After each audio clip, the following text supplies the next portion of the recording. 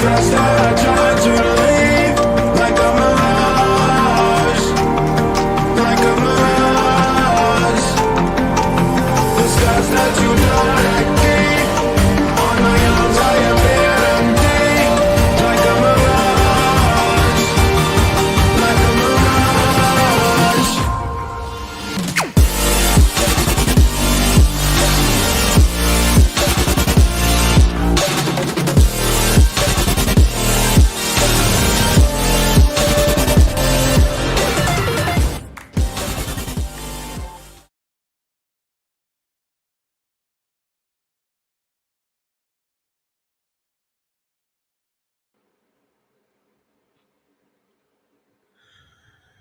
All right, and we're live. What's going on, everybody? Hey, what's going on, everyone? This is your boy Shook here. We got Lynx on the call. What up, Lynx? It's going good. How about yourself? Pretty good. And then we got Busy in the house. What's up, Busy? Yo, just chilling, relaxing, shooting some. Oh, same old, same old. What's going on, everybody? How's everybody been? Exactly.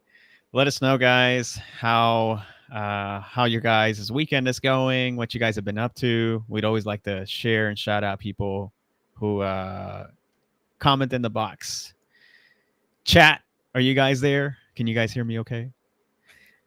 All right. So welcome, guys, to the podcast. Again, we got Lynx and Busy in the house. We like to do this at least once a month. We do it every Saturday of the first month.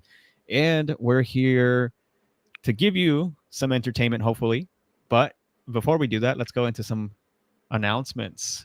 So a couple things that we've got going on. We're still looking to do some tournaments, Rocket League specifically. However, we're not in a rush to get anything out at the moment. So if there's one that we can do, we'll do it. We'll cast it. Busy has all the stuff that we need in order to be able to do it like we did before, even better now. And then also we would live stream it on Twitch and YouTube as well. So you guys can always go back and watch the VOD. We've had a lot of people do that. Busy. Remember when we were testing out again, bringing this podcast back up, people were like, hey, I remember that tournament. I participated in that tournament, right? And people can always go back and watch their videos. And there's something special about it. Not everybody does. They do a lot of tournaments, but not everybody casts on them, and they don't keep the VODs. So they can always go back and check it out. Brings back memories, nostalgia for us, and we love doing it. So we got Lynx, who's more technical on the mechanics of the games and, whatever you want to call it, the learning curve. And then we've got Not So Busy, who's typically the production crew, making sure that the quality is good, right? So other thing I want to add to, I'm still looking for a speed runner or speed runners or to collaborate with the speed running community. I am not done with that. I really want to do something there. I think these guys would agree with me. It'd be awesome to see some sort of like retro gaming or even modern gaming. I don't care which one, just as long as we have some sort of like speed runners come on or a community that we can collaborate with, and also do a charity event as well, just like some of the bigger ones do, right? They'll do it, take donations while we do it, and we send it off to some charity, whatever it may be, cancer or some sort of research of some kind. We would love to do that for a nonprofit. So hit us up. We are definitely looking to collaborate on that part. And then the last thing I'll add is if you want to be part of this community with us, we do a lot of gaming offline as well, but we also are looking to grow the community. So if you are interested in joining our community and being part of the Team Series crew, Busy put the Discord in the chat. So you can always click and join our Discord and join the fun. Even if you just casually want to play, come on in. Or if you want to do competitive gaming, let us know. That's what we're all about. We want to go ahead and host a couple of these tournaments for you guys. And maybe at some point, I don't know, maybe if Lynx comes out of retirement, he might cast against a Siege game, Rainbow Six Siege, or perhaps a CS2, since he's been pretty active on CS2. What do you think, Lynx? Maybe one day?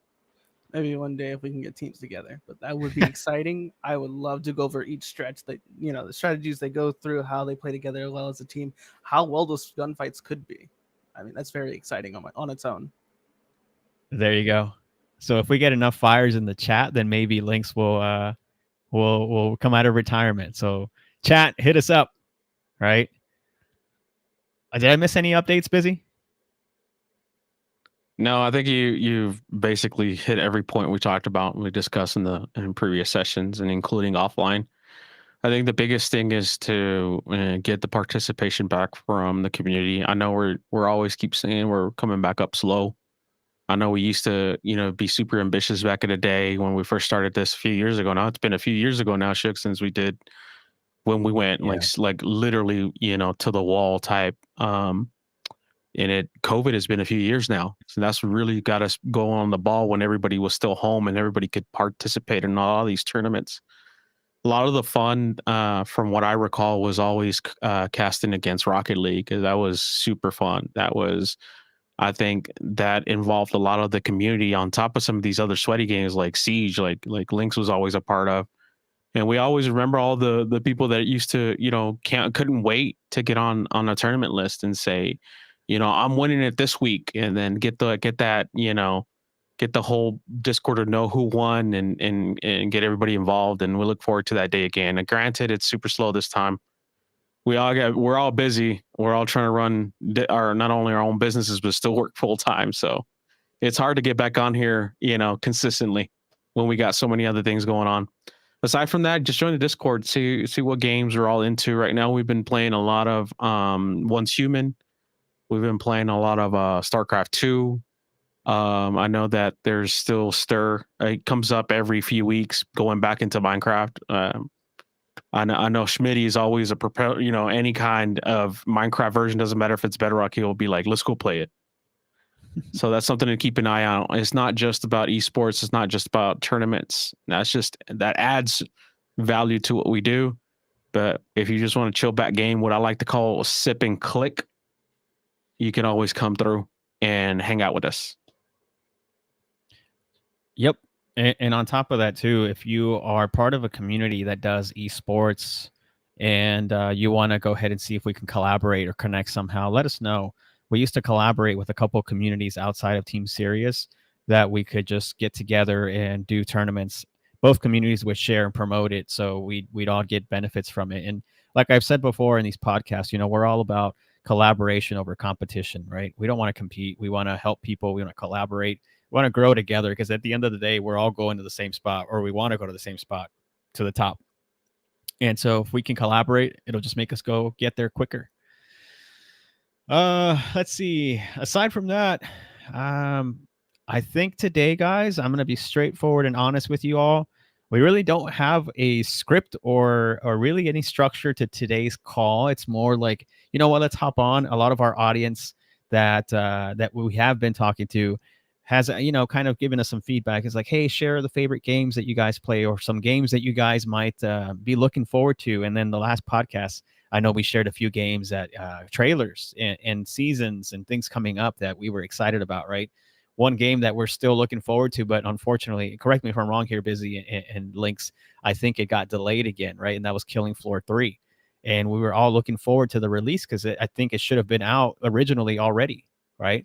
But I think with the feedback that Busy gave and Lynx gave last time, it still felt like it was missing a few things. And I think the developers also knew that, and they didn't want to rush it into the market and then be disappointed or lose fans because of that, right? It's about quality. And yeah, it's not cool, right? I mean, how many times have we all been looking forward to a game and then it got delayed again, right?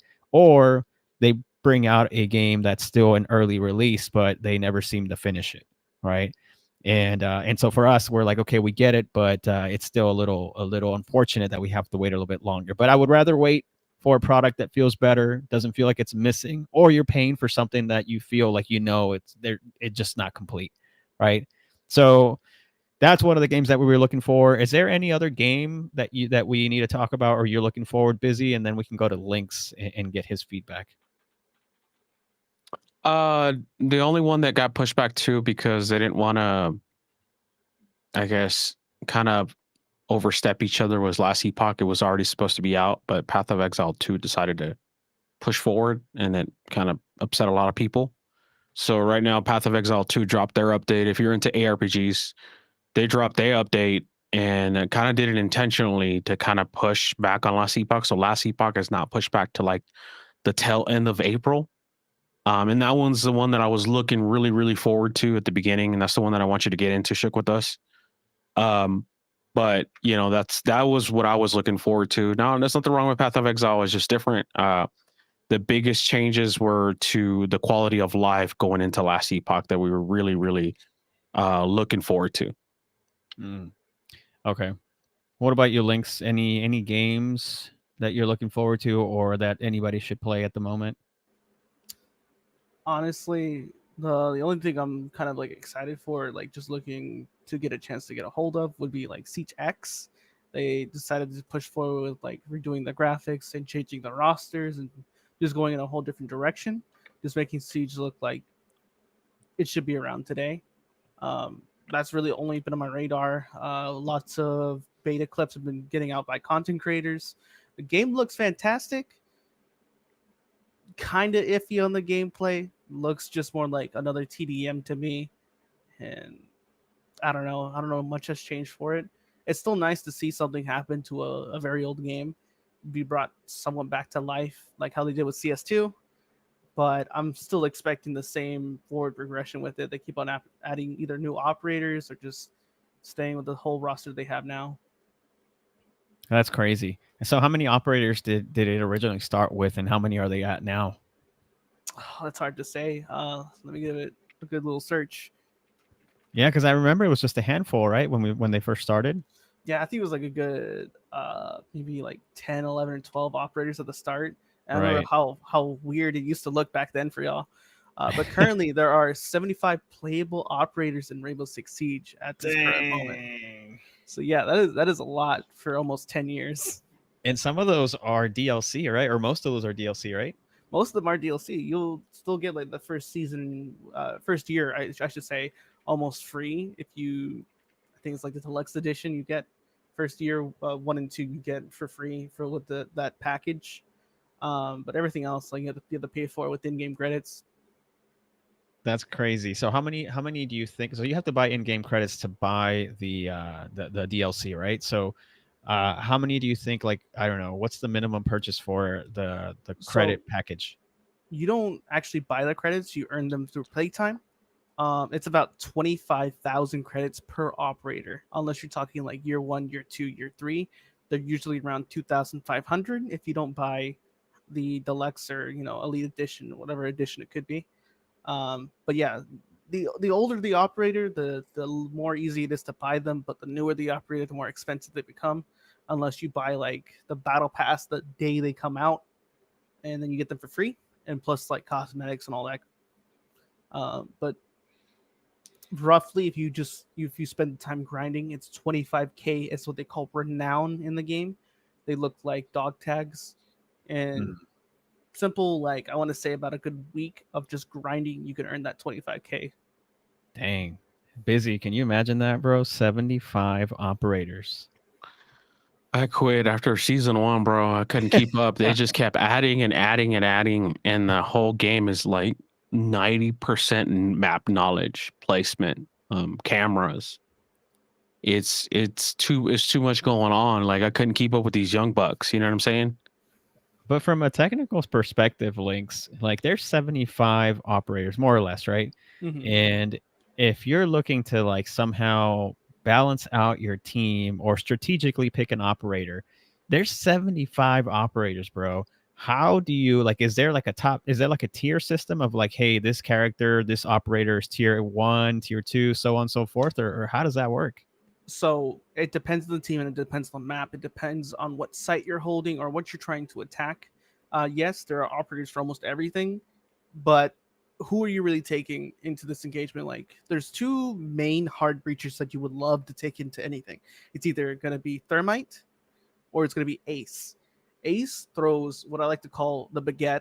Is basically a throwable breach charge that spans out into like a 1x3 area, and it slides down a second one.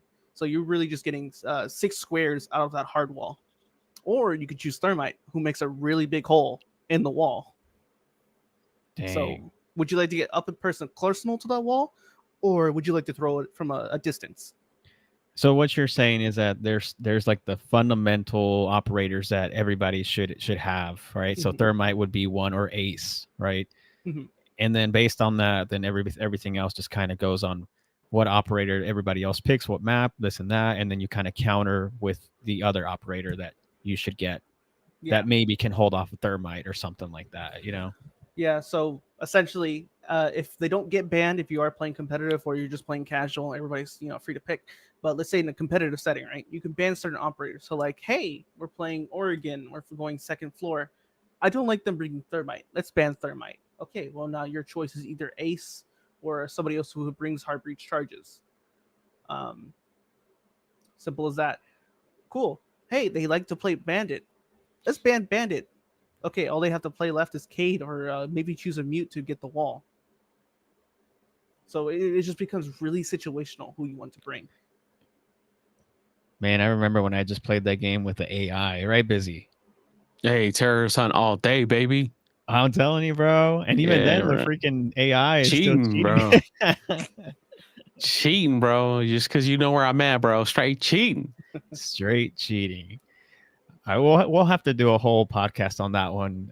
Links on operators and maybe even some game footage to see how some of these pros do it and all that kind of stuff. But for today, I'm going to talk about another game that I think Lynx has a very good knowledge base on. Although we'll keep it a little simple for everybody, because even me and Busy, we used to play this game. We still don't know most of the pro strats that we're going to see today. Mhm. So we're going to do some sharing here real quick. Give me 1 second, guys.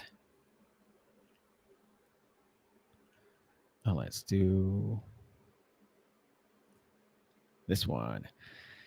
Can you see my screen? Yep. All right. So we're going to do some CS2. This is a grand finals back in 2023 for the IEM Sydney match. And the teams that are playing is Complexity versus FaZe Clan. And I think, I'm not too familiar with some of these as I used to be. I think Lynx is probably the better person to ask about this, but we're going to keep playing along, and we'll comment on some of the things as we go along. But this is a match, again, the grand finals. And I used to play CS GO, not CS2. I haven't played CS2, but I used to play CS quite often, actually. And Lynx, he used to play a lot too, and he still plays. This map in particular, Overpass, I didn't know that was still carried over to CS2. Is this still a very competitive map right now, Lynx? In terms of the pugs, not really. Not everybody likes to play this map. Not everybody knows this map. People like to call this the rat map just because there's so many corners you can hide in. But just to also comment on this round, the CTs had bet on the T's trying to take early B control, so they four stacked it, having one man go from mid to at least cover and get information for in case of a rotate. Obviously, T's were ready, set up some util, threw some util in. You see that sandbag smoke? Yep. They threw that prematurely all the way from T monster side going into this, so they were able to easily cover ground and cut off that mid guy, while the graffiti guy is now trying to hold to at least get exit frags or get the bomb from being planted. So do you know how to throw that smoke that he did to cover that midsection from all the way back there? No, I do not. I primarily don't play Overpass this much, though the smoke that he did throw was basically on that edge of that staircase that you saw at the beginning. And he basically lined it up to where he could throw it there. It's more like a jump throw. Wow, look at that crowd. What if one day, Lynx, you were sitting in one of those chairs and the crowd was cheering for you? It is completely terrifying seeing a siege just because the voices echo and it makes the entire arena shake. But don't they make them wear like two pairs of like headphones or something like that? Yep, so they can't hear anything from the outside or the casters. But at the same time, you can still feel the vibrations of those walls like give from how much people are yelling out there. Oh, I'm sure. And like you mentioned, all eyes on you, right? Yeah, So especially when the lights hit you in a certain angle. yeah. It's terrifying. Oh, see, he just threw something right there. Was that a smoke? I believe it's a smoke. Only smokes can go that far. It might be either a monster smoke. It could be a sandbag smoke. I'm not sure which one he threw right there. And that's to go to, I guess, what bomb site was that, B or A? Where are they It going? was B. It was going B. Okay. Looks like they're doing an early mid prodding, just for intel at least. We have one guy down on long, holding at least nearby tree, and it looks like they're going to try to contest this to at least gain long. Yep, there it goes. They're instant 2, but they still gained it. They're going to fall back off of that, try to reclaim mid, or at least try to rotate B since that information was given off.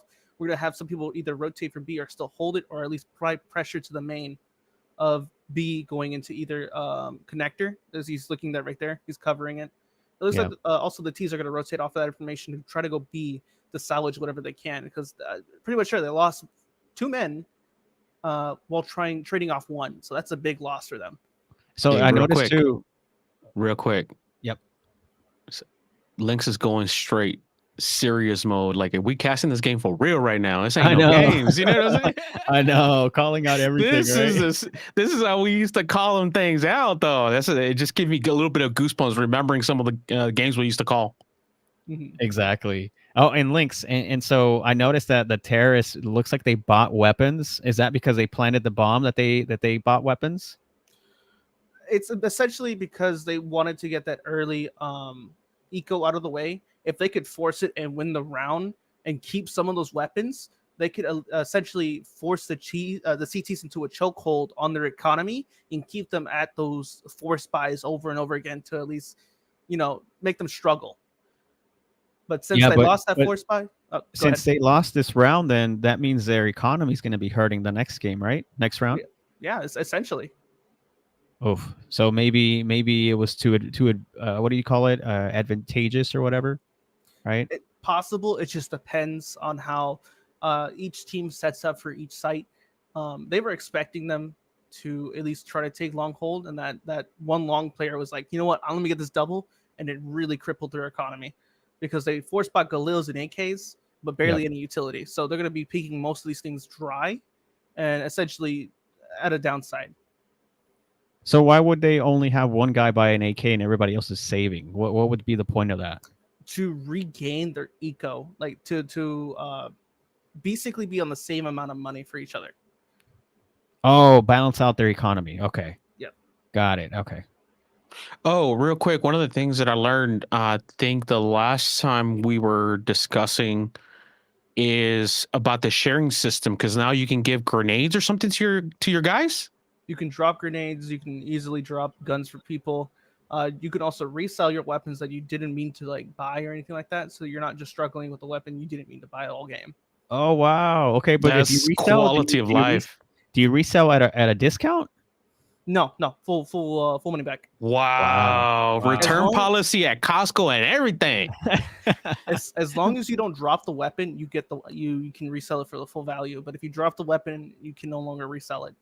By the way, you break, you buy. That was a beautiful flash, by the way. Yeah, exactly. We call those God flashes. That was good. Look at that. The energy is high, bro. Mm-hmm.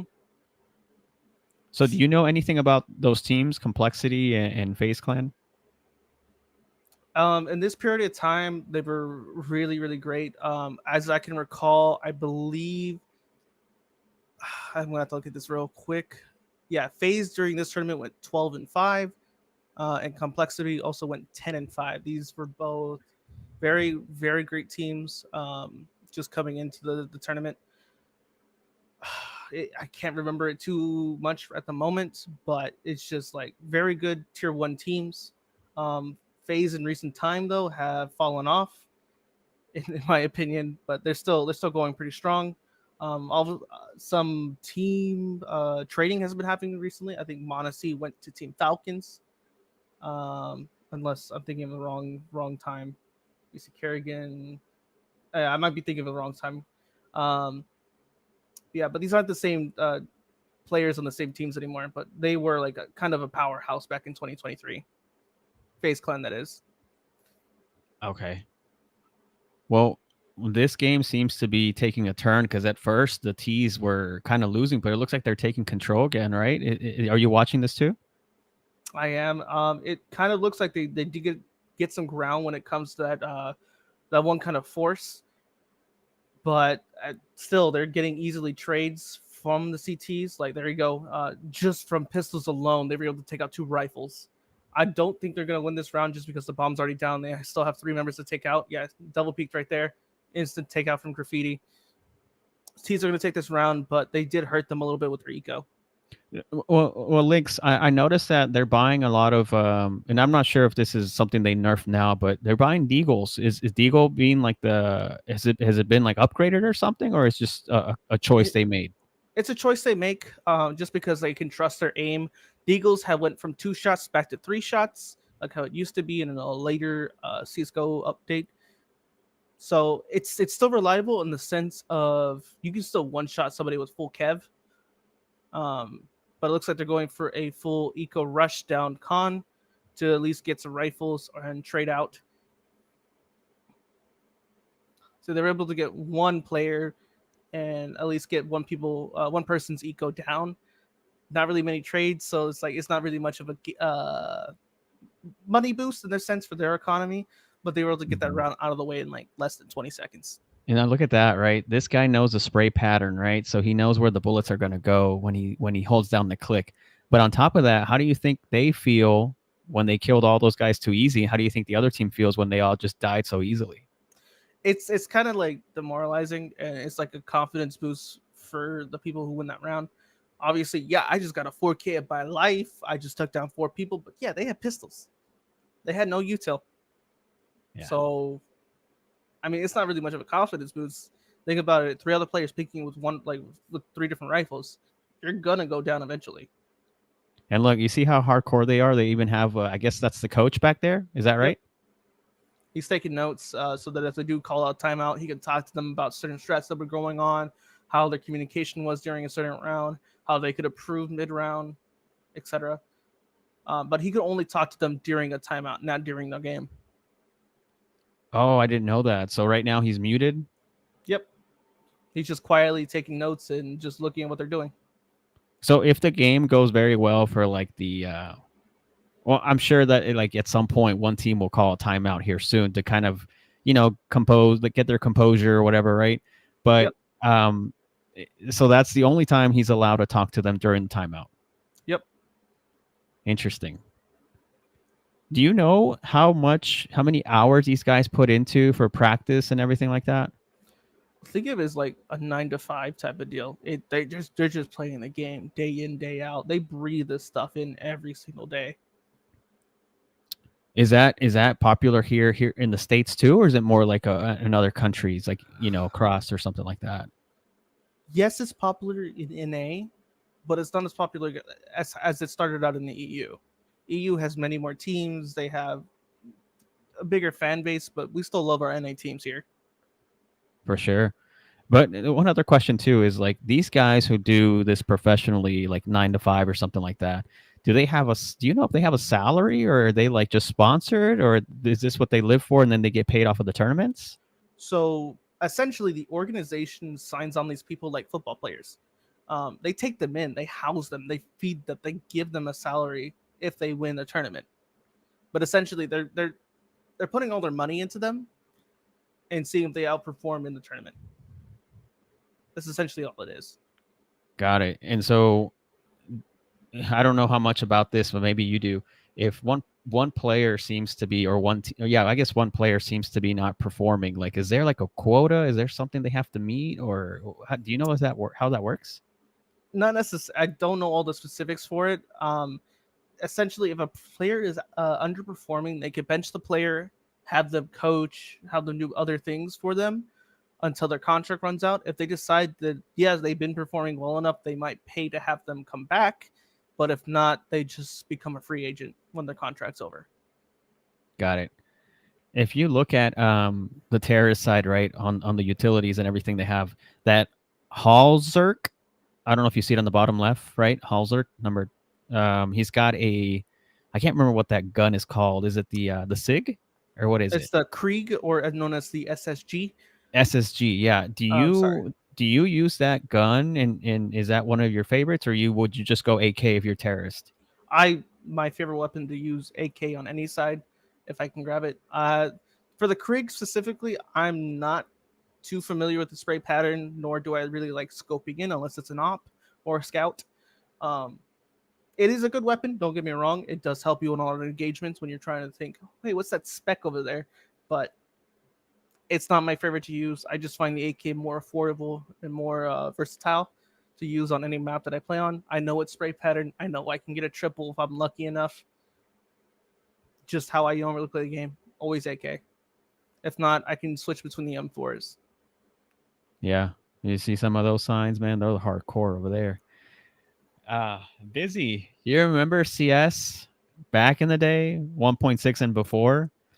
They used to have like they still do, but the dualies, you know, remember the dualies before? Remember they used to have the what was it? Because I know they replaced a few guns, and they now have like the Defender. Is that right? Links, don't they have the like? What is that one where the terrorists buy? It's like the basic rifle, the very basic one, not the AK, but the one right below it. The Galil? Yeah, that's the one. Yeah. You know, that one wasn't in the games before. That's a Yeah. new gun that they added. And then like the CZ, the pistol, I think that's what it's called, right? CZ75. Yeah, that one wasn't there before either. You remember that, Busy? You used to have those other guns and all that. That was before when we used to play with with bots that didn't even know where to go. Those were the days. It was just we needed to practice, and the internet wasn't always available, and not for everybody either, right?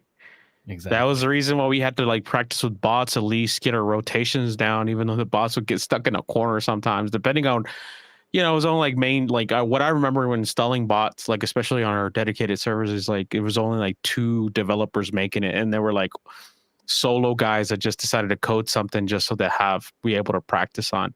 But yeah, I remember when they did the dual Berettas is what I remember. When they added that, we were all kind of laughing, but then they were like, people were actually getting kills with it. I'm like, okay, these are probably pretty clutch then. Yeah, exactly. And I don't remember if it was you, Busy, or maybe you, Links, or somebody who sent us the CS that's coming out, CS Legacy or something like that. Have you guys heard about that? I think that was Vicious Dave that sent that. Yeah. Have you researched it a little bit, Links, or have you heard about it? I have. Essentially what CS Legacy is that it brings the feel of Source in 1.6 to CS:GO. And it just makes you feel like the old days, and it brings like the feeling of the glass sliding around type of deal, to how the guns sound, the mechanics of the guns, how every wall was basically paper thin. Like it just makes you feel like you're playing either 1.0, 1.6, or a little bit of Source.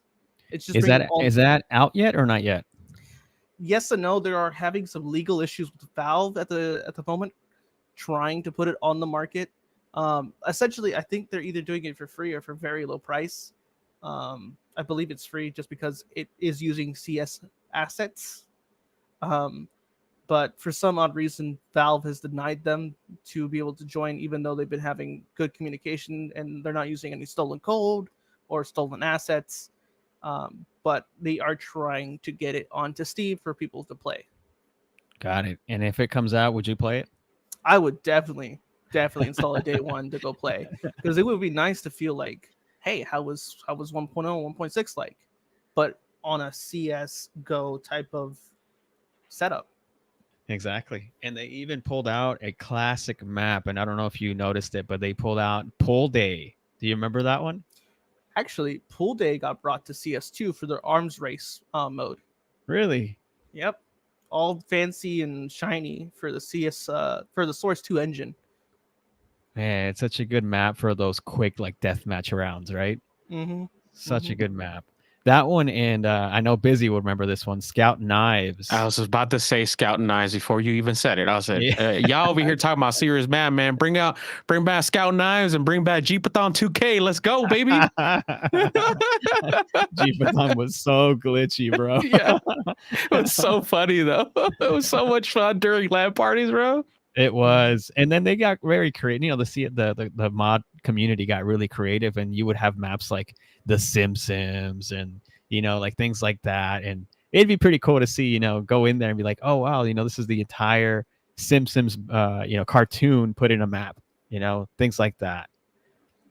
But kind of talking about the mod community, right? And I know that this game, correct me if I'm wrong here, Busy, but this game originally started as a mod for Half-Life. Is that correct? Yes. Original was, and I still remember the installation process because I would always be the resident IT to help everybody install it. First thing you had to do is lay down Half-Life, and then after you lay down Half-Life, you had to pull the first big patch down that introduced Team Force. I remember Team Force I do. Classic. Yeah. You would install that, and then you would have to go and find it like a random ass. I would say random, but it's like back in the day there wasn't so many places that would hold your files without you not charging you and not as accessible. Well, think about old school media share where you would just throw the installer onto the site so people can pull it down. You would have to pull down the CSGO files, and you would have to stick them in a specific folder for mod. But that mod folder will only exist once you lay down the patch for Team Force Classics to be added on, and all that stuff. And then you could still like break it because sometimes it didn't lay down correctly, or as soon as you were laying it down, it needed to be patched on top of it. Like it's not as smooth as it is now. You don't even have to worry about this with Steam or any launcher nowadays. You don't have to. The days have gone, Shuka. Remember those specific patching sites where you would go and you would find every game categorized that you need to go download every patch from offline, right? Yep. Those sites don't really exist anymore. Maybe at a retro style, like if you own, just an example, like Diablo 1 and you don't own it on BNet because BNet really wasn't a thing other than the service it connected to you. You know, you would go download the ISO, install the ISO, and then you still have to go to a different site to pull the patch down for the latest. No, that's days past, bro. You don't do that no more. Steam does everything for you. Epic Games Launcher does everything through. BNet does everything for you. But this is the kind of stuff that that we were super getting started on, and there was no who do I ask? There was still no Steam forums. You would jump into random ass forums that you can find on the websites to figure out who can help you troubleshoot some of the problems we used to run into. But it was and that's just, it was in beta before even the 1.0. Like I remember playing, like downloading beta 556 and things like that back in the day. And it was just, sometimes doesn't matter, you did it exactly how you did it on one computer, like went line by line, and you did it on another one on a homie's computer and nothing would work. That's so funny. I mean, just think about that, right? You mentioned Team Fortress started off as a mod as well, right? And that is also a game that is played competitively. But also, oh, that guy got left there. Did y'all see that? He's still there. Yeah, Look at him. Yeah. Nobody's fist bumping him. That you know, we got Counter-Strike, Team Fortress. One that didn't take off, but maybe still gets played around every now and then, was Day of Defeat. I'm sure you remember that. And I don't know what other mods came out of that, but I know I watch sometimes Gary's mod. I think that came out from the Source Engine or something like that. Yeah, right? Source. Everything's basically Source Engine. Yeah. One of the ones that I remember that didn't last as long, shit, but I remember because I was on active duty when this happens. Condition Zero. Oh yeah. I was so excited for it, bro. And then we played it, and it was like, eh. Yeah. I mean, I liked it because it had some sort of like, not a campaign, but it had like a little kind of like mission-based things, right? And I liked it personally, but you're right, it didn't last long on the competitive scene, right? It was like, it was kind of like Windows Vista to Windows XP or whatever, right? Or Windows 7, right? It's kind of like that's like who remembers that? Nobody, right? And as a matter of fact, Busy would tell you if you had a computer that had Windows Vista, either downgrade it XP or get Windows 7, right? And so it was kind of like that. Yeah, exactly. Or it got Windows overshadowed real quick because, like, here's the other thing too, because it tried to be, it kind of failed in my opinion. This is my opinion. I haven't seen everybody else what they thought. It tried to be more than 1.6 because that's 1.6 was the norm. It tried to be more than that, but then it didn't really make that cutoff, and then it spun off into a different direction, and everybody was still used to 1.6. It's like, why do we want to go buy Condition Zero when we're on 1.6? Exactly. So that was pretty cool. I mean, again, humble beginnings, Counter-Strike. I mean, I would say Busy for sure is one of the OGs. I know I played some of the OG mod Counter-Strike when it came out. More or less got into it after the like the actual 1.0 version came out, and then big fan of 1.6 whenever it was very popular. I think that's when Lynx also played 1.6. Correct me if I'm wrong there, Lynx. You played 1.6 before, right? I believe I have, but I think I started off in Source and then moved on to CS:GO. Yeah. And do you remember when you played when we played Source, right? And there was that they call them gun games. Do you remember that? I do. Those were fun, bro. Those were fun. And I always told everybody, if you want to get a feel for Counter-Strike and like kind of not master all the guns, but like at least know how the guns feel, start off with a gun game because you go through every single gun, right? And it always felt good whenever you got like almost all the way through until the last one. You remember what the last kill you had to do? What it was with what weapon? It was the golden knife. Yeah, exactly. And it felt so good when you got that knife kill and you won, you know? That was awesome. I like that. And that was a good game for pool day. Pool day was awesome on that map, man. It was great. All right, we're gonna switch it up now, and I think Busy and I have been kind of going back to some of the roots for Team Serious, you know, and it all started because someone had to play a replay and got us back into this game. You know what I'm talking about, Busy. Bro, you're just blaming yourself. He's like, watch this replay with me. I was like, okay. And then he's like, oh, bro. As soon as I seen what it was, I was like, all right, bro, I'm installing it right now. Same. And I know I mentioned this to you before, Lynx. I really, kind of had the itch for it, but I started watching one replay and that was it, bro. I could not go back. Like this game, StarCraft 2, is a game that's near and dear to the Team Serious community. And I would say a lot for me and Busy, because me and Busy used to love casting these games when we had the tournaments going on in-house. But we also started off in OG StarCraft and then Brood War, right? And I remember, Busy, you were talking about how you were the go-to IT guy back in the day, installing the mods and everything. But we were also installing StarCraft with the remember that generic key code that everybody put in? Hey, fast? Bro, hey, the feds are listening, bro. Hey, what are you talking about, bro? I never did that in my life. no, bro. And then I'll take it one step further. Remember when we used to go at school and people had installed it on the computers? It was Wild West back in the day. So, guys, once upon a time, here we go. I'm gonna paint the picture real quick. Back in the day, this is late 90s. Brood War dropped. On top of, there was Diablo 97, StarCraft 98, and then shortly after, Brood War dropped. One of the biggest things that dropped around that time frame were CD burners, right? Not DVD burners yet, just CD burners. It was easy to just, these are the Napster days. These are the, downloading music from all over the place. So literally the Wild Wild West of the internet. Like, for real, stuff was like, they don't even know what to do with us. So one of the things that you could do, one of the reasons why this exists now, DRM exists now, is because of those days. You could literally take a 1-1 copy of any game, period.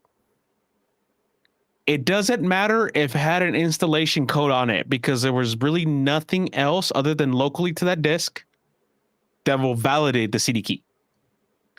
So it was easy to make a 1-1 copy, and this is dead ass at the labs in the high school. We used to have, they had like one CD burner, and everybody got a hold of, this one lab has CD burner. Dude, copies started popping out. There was literally like 16 copies of Brood War sitting in like, not either in the computer. Like, we just kept the like in my lab, we just kept the disk inside the computer, because you still needed the computer just to validate that, it's still right off the disk to start the game, and then everything else got loaded into RAM, right? So again, it was like one CD key, and it was like 16 computers, and we all LAN on it, bro, at school. This is back when they used to have what was it called, Shug? What was the network called? This is before XP. This is in the middle of 2K kind of area where 2K is starting to come out. Windows is what I'm talking about. It's like, it was IPX or something like that. It was IPS XPX, but it was it Nortel Networks? Yeah, Nortel. Yeah. Nortel was it owned the protocol IPX SBS. But 100% always worked way better than TCP/IP. 100%. TCP/IP was a hit or miss. But once Windows wasn't trying to pay for that license, they forced everybody on TCP/IP. That's a whole other conversation.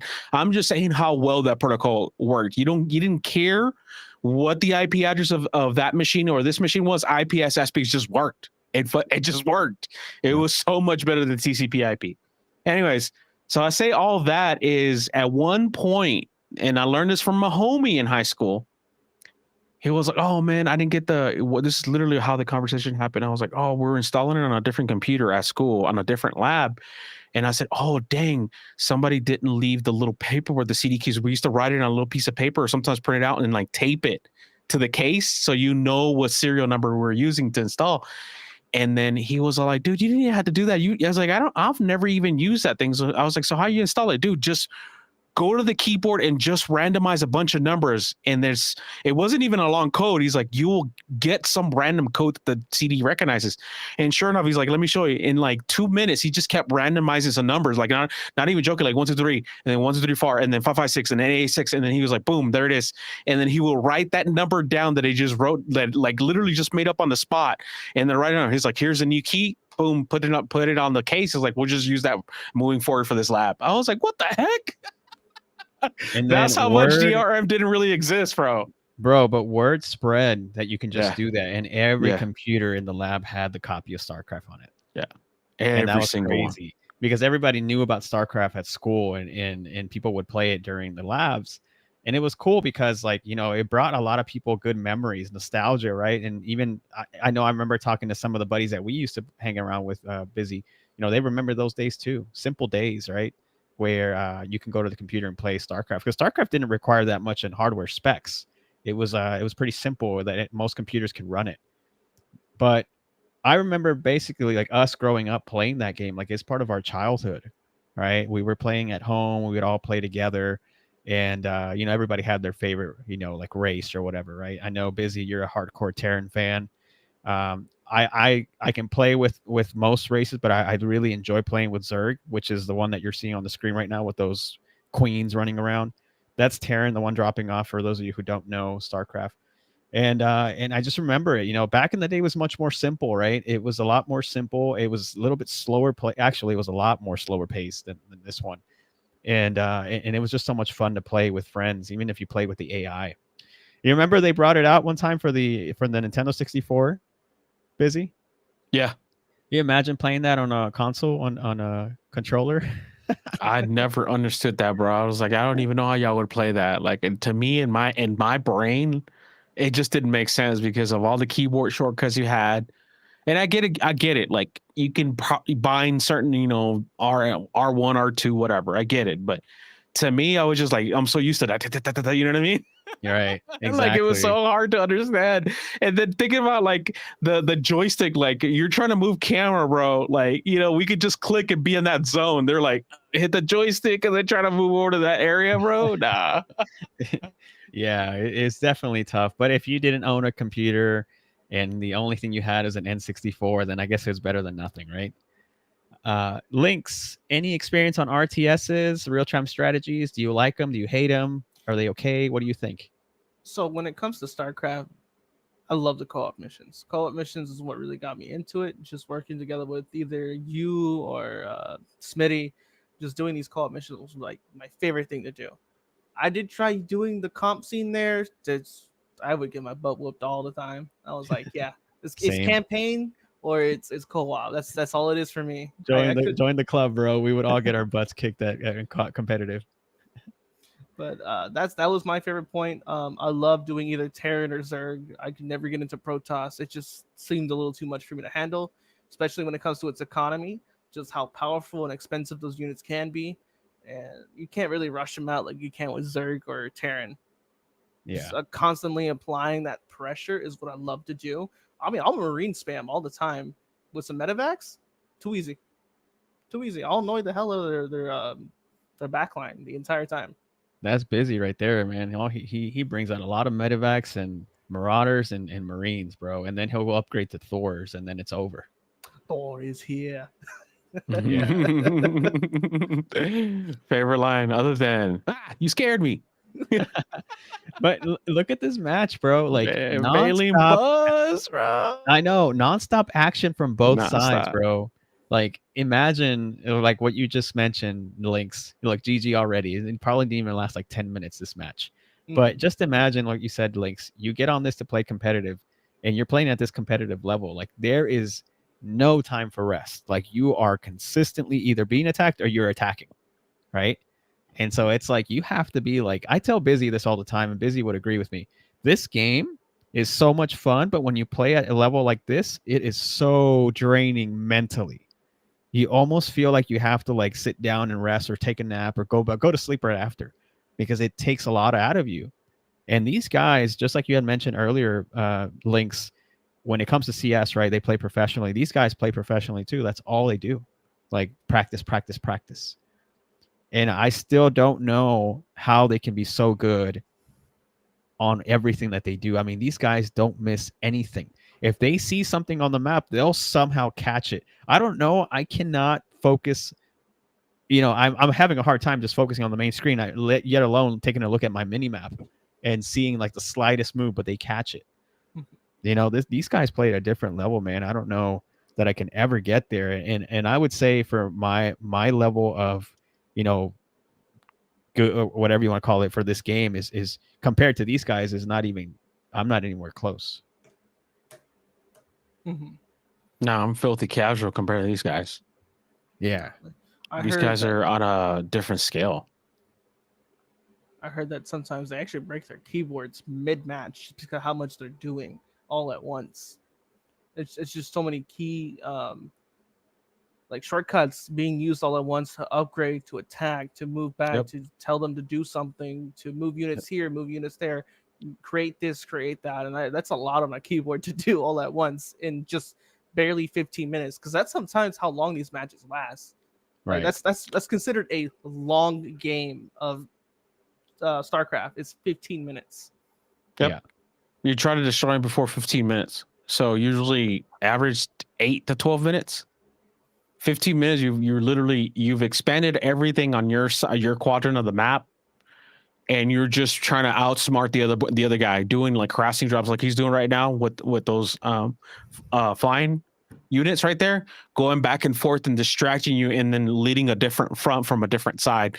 The good thing about one of the worst thing you can have is a good Terran against you, because they'll do hot drops on you right into your supply line. With those medevacs, they scoop them all up and then just keep harassing you at your mineral line. That's like the worst, because they're not even letting you collect. Exactly. We also got a Viking in there that just went down. I mean, this game is really good. I mean, I think Busy, you were the one who kind of mentioned this, but one of our buddies got into this game recently with us. Yeah. And he really liked it. He even said himself, like, I really enjoy this game. And it's such a good game that I think anybody who wants to play an RTS game casually can get into, right? And if you play the campaign in the order that you play this game, they'll always introduce Terran as like your introduction type of race, right? And it's very simple to play Terran, and in a way that you can understand it, right? And I'm not saying that it's easy to play on a competitive level. These guys maximize and optimize how to play with Terran, but that's normally the race that everybody starts with. And the more I think that one of the most complex ones, in my opinion, is probably going to be Protoss. And I know some might disagree with me. Some might say Zerg is a little bit more complicated, but I really think Protoss is much more complicated, just because like it's more advanced and it costs more. You really have to know how to manage your resources with Protoss. What would you say, Busy? Is that a fair statement? Yeah, I would say, yeah. Biggest thing about not only like resource management with all of it, right? All of it's resource management. But going to Protoss, and I'm saying it like Jim Raynor. The going to Protoss is such an eye opener of how easier, or I would say just how difficult it scales between the races, right? In Protoss, it's detrimental even more to stay on your build order. In Terran and in Zerg, you can kind of remix your build order. Like the other day, remember when you and I were playing, and I was like, oh my God, I just missed my build order and I'm supply blocked. Yep. You can recover essentially for both Zerg and Terran. You can essentially recover pretty quick on that. Protoss, it's almost unforgiving, in my opinion. Yep. It's like your supply blocked, and now you know how long how many resources something takes to build, but how long it takes to build is you're that much far behind, in my opinion. That's what I've Right. always felt like when I play Protoss. When I play Terran, I was like, okay, I messed up this build order. I'll lay these things down, and then I can kind of I'll never really essentially recover, but not always ever really behind, right? Because Yeah. at that point you release something else in between that, and you're kind of okay. But Protoss always felt like it's unforgiving, in my opinion. I agree. So Lynx, whenever you were playing this game, right? I know you mentioned you played with either Terran or Zerg. I mean, did you find any of those a little harder? Which one of those races did you find a little bit harder, or was it kind of like, pretty simple? For at least harder, I feel Zerg is a lot harder when you come to egg production and getting larvae out as much as possible. Not to mention managing your queens to each hive essentially, and making sure that you have those timings down to get extra eggs coming out of there for larvae. And it just simply either keeping overseers alive or having a transportation way of getting those Zerglings around. It's a lot to handle at first until you get a rhythm down for how you want to structure your bases, how you want to push, how you get out your creep. For God's sakes, it's hard to manage your creep when you have a Terran player like this scanning over and over again to find that creep and destroy it. If you don't have any creep, you go slower, and if you're slower, you're easier to hit. Like we're watching during this match, essentially, if the Terrans fought on creep, they would push past them, letting the Zerglings with acid explode first while passing through, to allow the Zerglings to wrap around and kill any Marine unit or attack a tank. And that's like a very good defense strategy when it comes to defending at least the hives. But if you're fighting on just plain ground, you are kind of at a disadvantage. I agree. Some of the worst units that you can always are nightmare, I would say, in my opinion. I mean, depending on how you use it, right? A drop with Terran is so annoying, man. If you're going up against Terran, these guys can do drops on you, and once they do one drop, you take care of one. Next thing you know, on the other side of the map, they're doing another drop on you again. These guys are so good at that, and for me, that was one of my biggest struggles going up against a Terran player, is how to handle the drop. Because you see these guys have the Mutalisk, right? The Zerg player has those flying units. They're the Mutalisk. They're trying to go harass the Terran player, but the Terran player is always on top of it. Like, he won't let him. And to me, it brings back memories how frustrating it can be to play against a Terran player. Look at that, Busy. We got some Thors in the background. You seen that? I'm saying, bro, this is right here. This is the we done playing build right here. When them Thors start showing up, bro, sure, you better make sure you on point, because these Thors about to put some damage in. One of the things that I was gonna say that it's so good about Terran is not only the speed of the units, but how, in my opinion, it feels more diverse. The Marines alone being able to shoot air is so crucial, especially at the beginning. Like, if somebody does like a muta rush on you and you have a nice little pool of Marines, you can literally just make them waste all the resources if you plan it correctly, because how much gas most of the Zerg units take. One of the things that I remember early StarCraft, is I used to have a build order for Reapers, and I used to have 3 Reapers that used to come out, and I would harass, doesn't matter what it was, another Terran, another Protoss, or a Zerg, and I would just, because they can jump on the environment. They had like little jetpacks, right? And you could just rotate get behind their supply line early game. This is what you used to do. You can't do that anymore. But you used to be able to jump around and just keep harassing them with 2 or 3 Reapers and just keep heading the mirror line while you still continue to build another army on this side. It was crazy how powerful that used to be. Exactly. They took a lot of those builds away now, right? Like, Yeah. you can't do that anymore. I remember doing it with Zerg. We called it a 6 pool back in the day, where you would have 6 drones, and then you would build gosh, I forgot what it's called. Is it a swimming pool? No, that's not a swimming pool. Spawning Oh, pool. spawning pool. Yeah, spawning pool. No, I knew what you were saying because I was going to say Not a, swimming pool too. not a swimming pool, guys. The spawning pool. Yeah, A yeah, yeah. spawning pool. And then immediately after you built that, then you would just build Zerglings, and you would go rush, and then obviously build the upgrade that makes them go faster to maximize on it. But that was a common rush, and most people, if they didn't see that coming, man, that was a GG. It was a quick and easy GG. But they don't do that anymore. You can't do that anymore. Here's And look- another one that I used to run. I think with you when I did venture out to be Protoss, because I love Protoss from the original. I used to play Terran and Protoss. And then we moved to 2, and then I did kind of the same thing, but I'm still a huge. My main's Terran. But I remember this, and I learned this early, and this is early on. I don't even know if people still do those proxy pushes with Protoss. Because you would drop a pylon like literally outside of their base, and then just start building things right around, or port them onto that. Dude, that used to be so powerful. Yeah. I don't know if they still do that or if that's even allowed anymore. I think they still do, but not as it was like before. Before, right? You would like build right outside of their base. I think now it's a little bit different, just because of how many workers you now spawn with, right? They've upgraded the count. I think now you start off with, correct me if I'm wrong, I think you start off with 14 now, I think. Yeah, I think so. Which back in the day was like 10, I think. Yeah, maybe even less than that when we first started playing. It might have been like 5 or 6. Yeah. But now they start you off more, so now it's like it's faster now. Yeah. Way faster. But yeah, I think we're gonna call it here, guys. We just wanted to share some of the things that we used to do, and we're still down to do. Right, I think at some point, if like what Lynx said, if we get enough players to do a CS match, then sure, let's do it, right? But we gotta make sure we have enough players, and then obviously me and Busy we would love to cast an SC2 game. We're not super professional, but I mean we love playing the game. And then if anybody else is down to do any competitive gaming, you can always join us on our Discord. The Discord link is in the chat.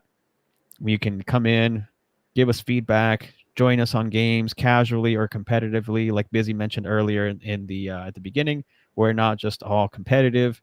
As a matter of fact, we don't really play competitive, me and Busy. I know Lynx does every now and then, but me and Busy, we're kind of let's just, what did you call it? Sip and chill or slip and click? Sip and click. Yeah, Sip sip and and click. Yep. And the most like competitive we'll ever get, if you can call it that, is StarCraft 2 with AIs and on hard mode or something like that. That's like the most competitive we would get, right? But yeah, if you guys are interested in doing that, please hit us up on the Discord. Also, again, I'll go back to saying what I said earlier, is if you guys want to do, or you're a speedrunner, any game, I don't care what it is at this point, we would love to talk to you. Or if you know of a community that does speedrunning, connect us, and we would love to collaborate with them and see if we can do an event together and stream it live on Twitch, YouTube, and then maybe cast against it. I don't know anything about speedrunning, but we would love to have somebody on there that could kind of just tell us what they're doing. I'm sure you've seen this, Lynx and Busy. They explain some very technical glitches or frame that you have to do it, or sound cues. They're just very technical about it. But I love listening to that stuff, because some of these games get broken really quick, even though they just came out and someone already speedrun it and they beat it in like 2 hours when it's supposed to be like an 18-hour game. All right. So did I miss anything, Busy? No, I think you're right on it, my guy. I think we've expressed enough of the things that we want to happen. Is just finding time. And if anything, again, you don't have to be competitive. If you just want to come chill, come chill. Tell us about your favorite game. Awesome. And what about you, Lynx? Any last thoughts or words? Honestly, I love sipping and clicking. Favorite thing to do nowadays. Don't have to be too competitive. We could play something as simple as Minecraft and something as complex as, what's that one game? It's like you're a whole bunch of like animals trying to like do puzzles together. If one of you dies, all of you die. I forgot what it's called. We're talking about it one podcast ago.